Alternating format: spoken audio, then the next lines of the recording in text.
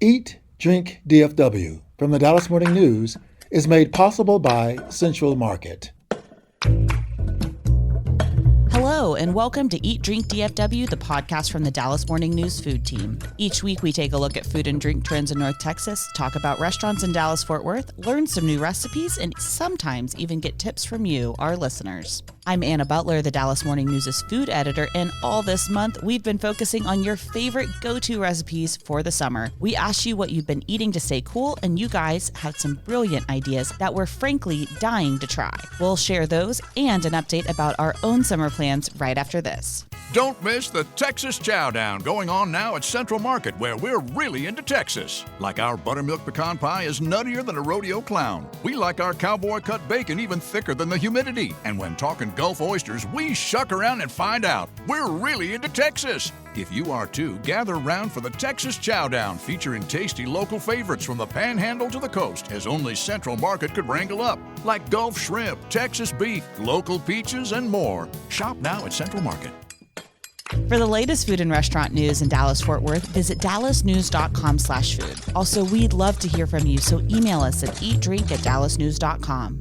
Today, I am joined by our food writers Sarah Blaskovich and Imelda Garcia, who have been collecting recipes from readers and listeners for weeks now. You might want to take some notes this episode because we have a ton of great ones to share. In fact, we're going to start with 2 recipes from Chris. Hello, my name is Chris Patterson. Thank you so much. I've got a couple of great summer recipes to share that are super easy. The first is the best rotisserie chicken that I think you'll ever make. It's better than any store-bought one I've ever done, at least. The first thing you want to do is grab a cast iron skillet with a preheated oven at 425. I will pour a jar of chicken broth in there. I like the Fond, F-O-N-D brand bone broth to put in the bottom of the skillet. Then I'll place the raw chicken into the skillet and coat it with about 2 tablespoons of Himalayan pink sea salt.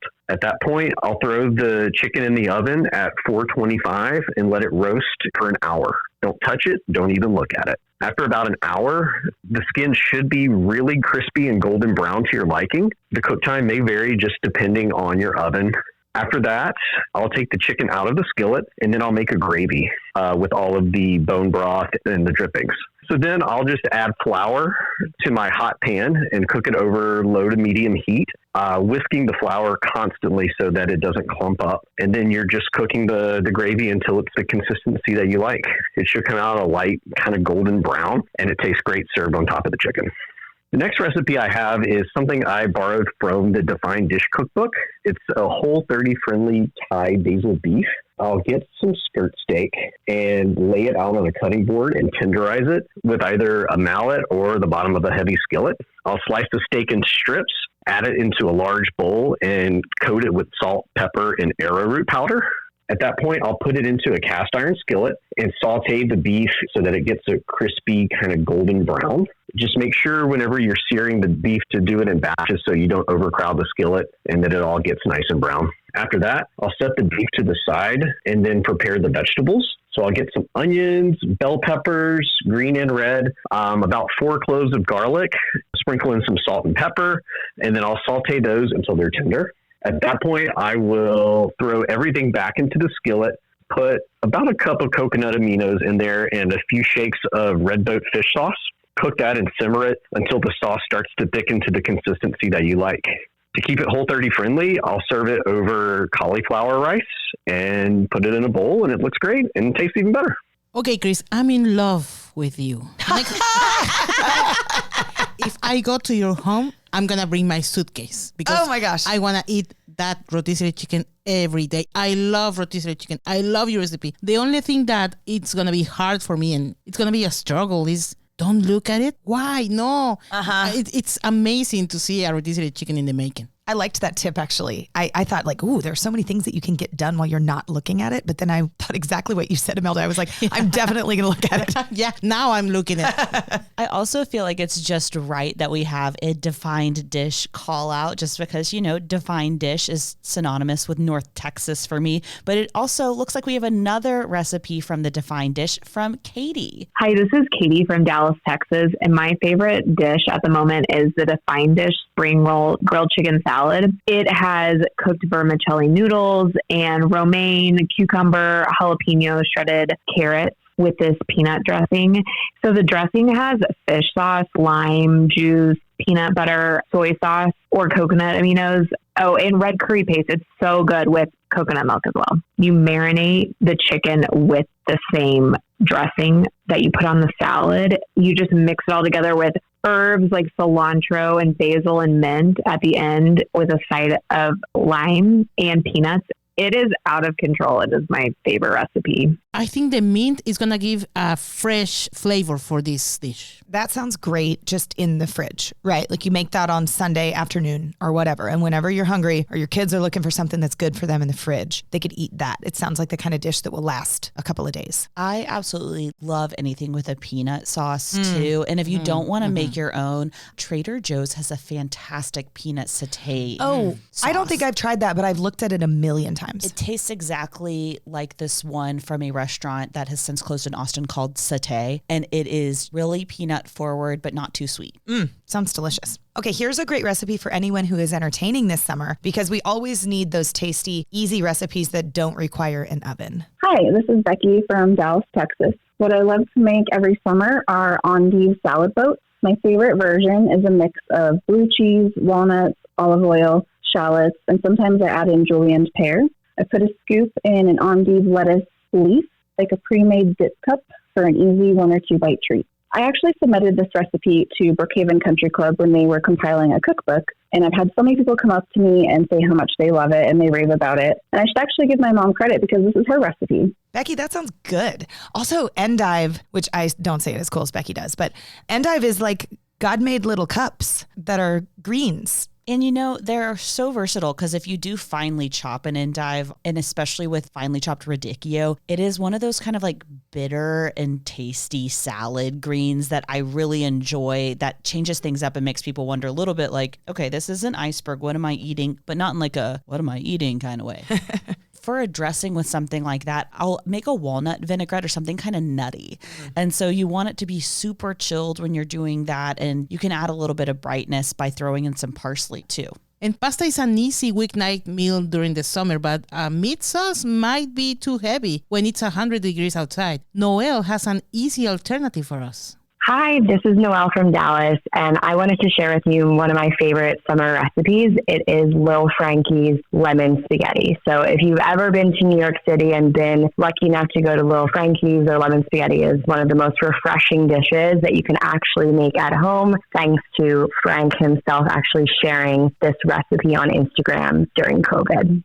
So I love to make this as a side dish in the summer with like a crispy chicken or even like a shrimp on the side. Adds a little bit of protein and really works well with the lemon and the butter. So it's really super easy to make. This is one of the reasons it's my go-to in the summer. You're going to make the pasta just as you normally would. Going to make sure that the pasta water itself is super, super salty, and even add more once it gets boiling.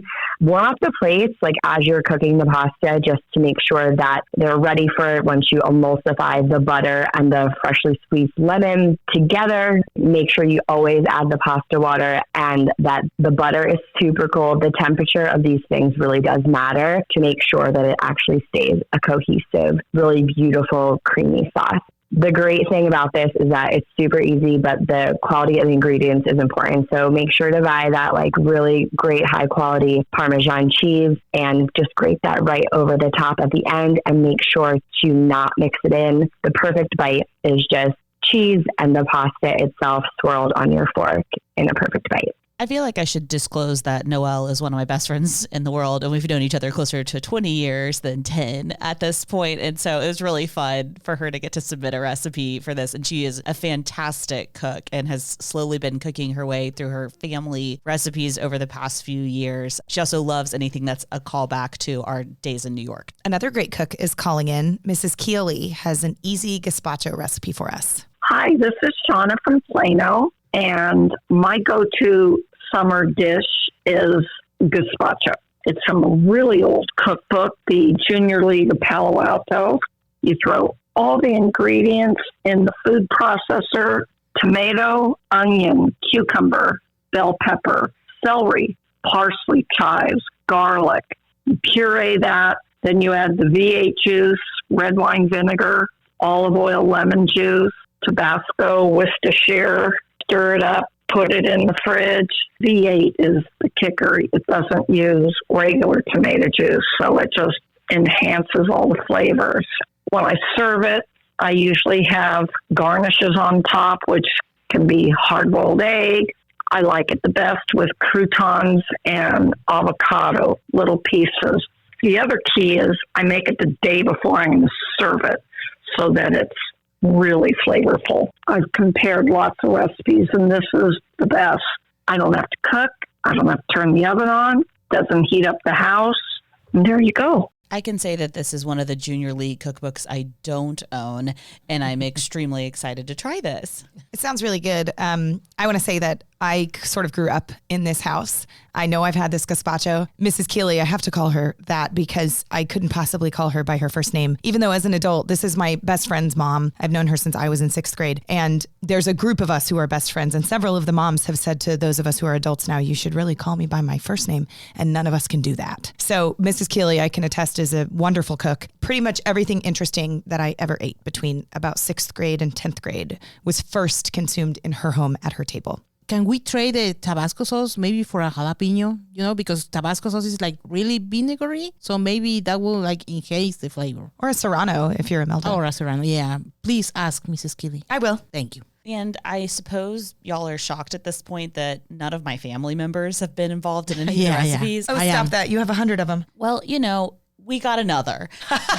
So, wait, do you have another family member who hasn't been on? Yeah, I have like brothers and stuff too still. Oh, the brothers. But Okay. you know, this is a ranch water recipe that's a little zhuzhed up from my little sister, Sarah. Good name. Hi, I'm Sarah Butler. I live in Dallas, Texas, and I am related to Anna Butler. I'm going to share an even more refreshing take on a ranch water. So first, you'll line your rim with some agave and tahini, then add in 2 ounces of 21 seeds cucumber jalapeno tequila, 2 ounces of coconut water, squeeze in a little bit of lime juice. If you want a bit more sweet, then add a touch of agave. You can add in Topo Chico for some carbonation, include lots of ice, and stir.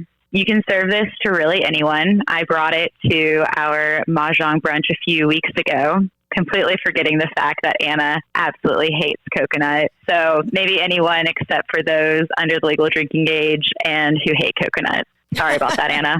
Sarah, you know your stuff. I want to meet you. Yeah, she sounds great. I'm also feeling as though, and stop me if you've heard this one, this cocktail's good for you because it has coconut water in it. Am I right, guys? And cucumber infused tequila. Basically, it's a salad, I would say. It's a salad. And I love to make a salad out of a cocktail myself. Yeah. So I've been really into infusing alcohols. And so this infusion, I did it with Lalo tequila. I think it is good to use a higher quality. Yep. This was inspired, though, by a cocktail at Cayo on Lower Greenville, sister restaurant to Shoyo. Basically, you just chop up a bunch of raw red bell peppers. You can or cannot include the seeds. I don't really think it affects the flavor, so I didn't. But I did 2 whole red bell peppers, added an entire pint of tequila to it, and just let that seep overnight. And it turns a beautiful translucent red color, but you taste the red bell pepper.